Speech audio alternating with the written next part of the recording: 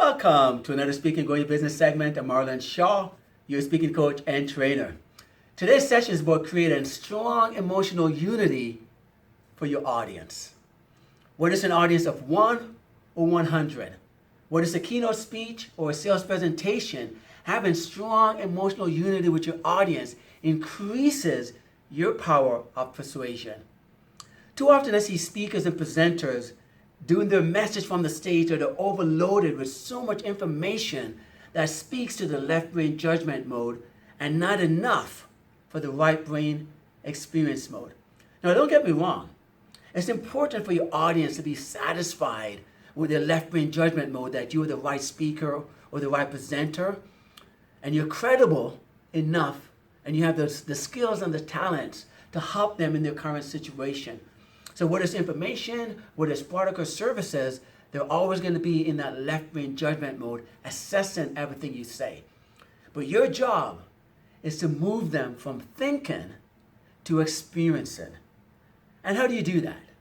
You do that by giving them VAKS. VAKS, V-A-K-S, which is an acronym for Visual, Auditory, Kinesthetic Stories. We know that stories create emotional unity with an audience. And when used effectively with the VAKS, you allow your audience to be able to see, hear, and feel. Can they feel the emotion of using your product or services? Can they feel the pain of their current situation? That's the power of VAKS. And when you use it effectively, it increases your power of persuasion.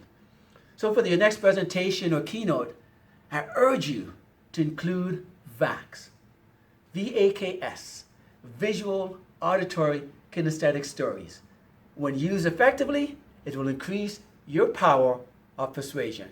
Just be careful to use your power for good, for the benefit of your audience and their self-interest rather than your own self-interest.